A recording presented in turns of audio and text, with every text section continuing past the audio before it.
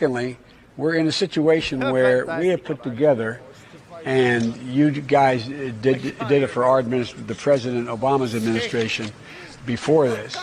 We have put together, I think, the most extensive and inclusive voter fraud organization in the history of American politics. You guys collecting ballots? Yeah. I thought they collected them all. I just want to document. No, we're still collecting. How much? Wait, but how come they already called the state? Because these are mail-in ballots. Are there a ton in there? Yeah. All right, are you collecting from a lot of places? Yeah. Yeah. All right, I'll just document. Thank you guys. Thank you. Are you guys official election guys?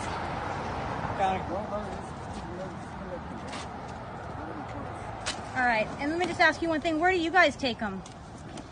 Election center. That's it. Is that in the government building?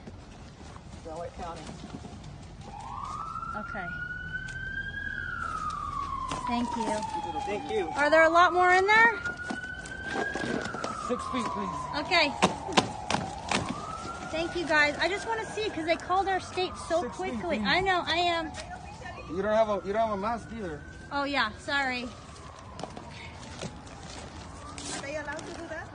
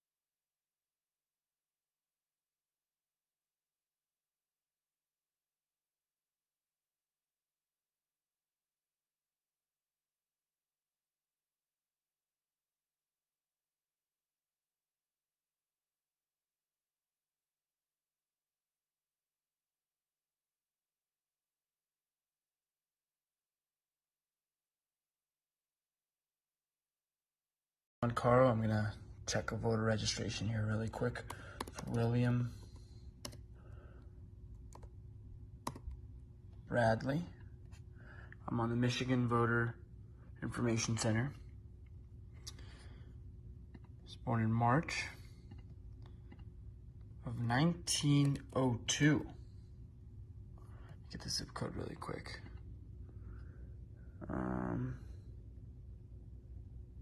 48207.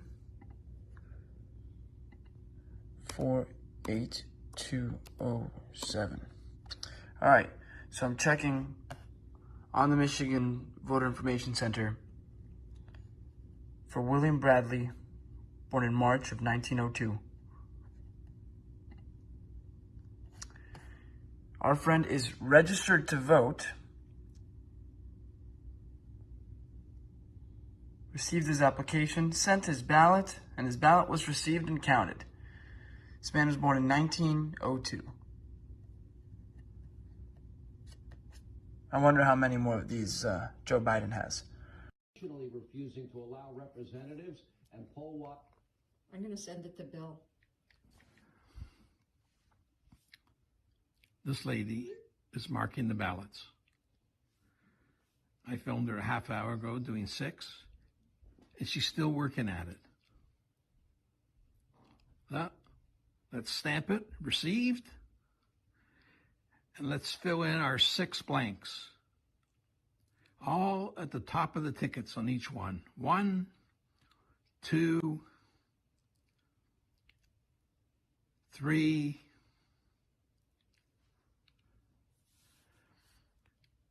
4, 5, 6.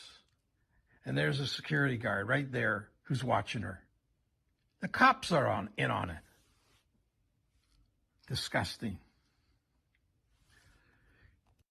tell us where you work. I work in the Traverse City Post Office, more specifically the Barlow branch.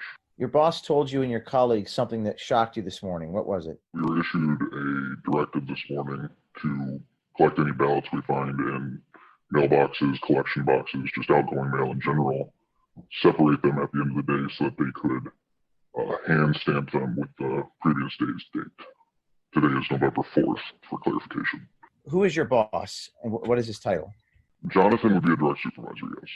As of right now, he is the opening supervisor for the Barlow branch post office. So and this is anecdotal, carrier down in another office said they watched the postmaster doing it.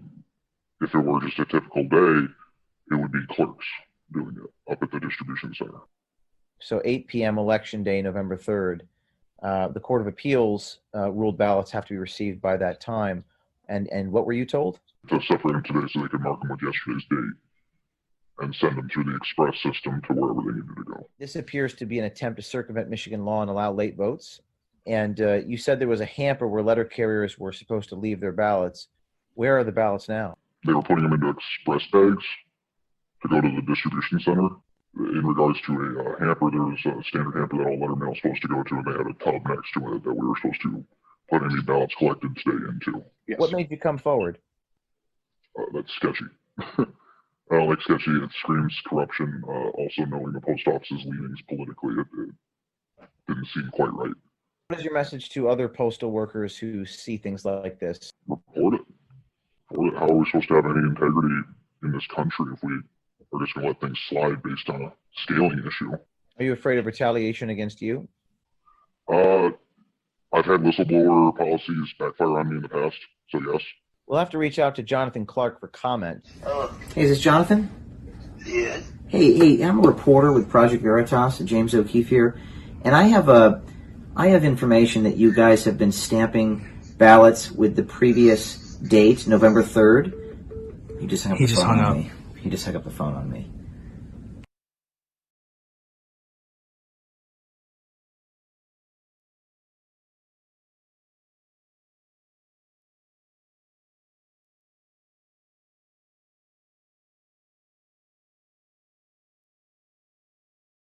Texas. Senator, you're one of the smartest lawyers and best students of Alan Dershowitz. You know election law. You're allowed to have partisan observers. They're not being denied they're being denied access. What does that tell you, and what is the remedy, sir?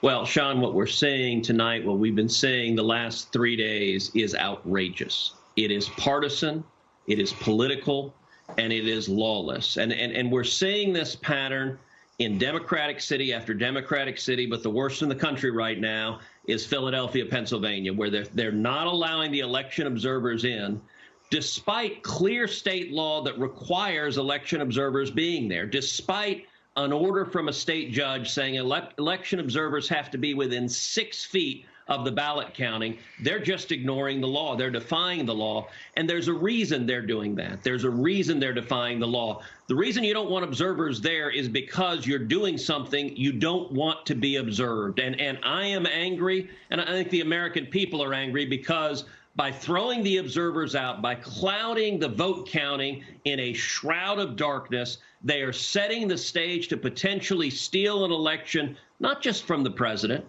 but from the over 60 million people across this country who voted for him all across this country. It is lawless, and they need to follow the law. Good evening. I'd like to provide the American people with an update on our efforts to protect the integrity of our very important 2020 election. If you count the legal votes, I easily win. If you count the illegal votes, they can try to steal the election from us. If you count the votes that came in late, we're looking at them very strongly, but a lot of votes came in late. I've already decisively won many critical states, including massive victories in Florida, Iowa, Indiana, Ohio. To name just a few, we won these and many other victories despite historic election interference from big media, big money, and big tech. As everybody saw, we won by historic numbers.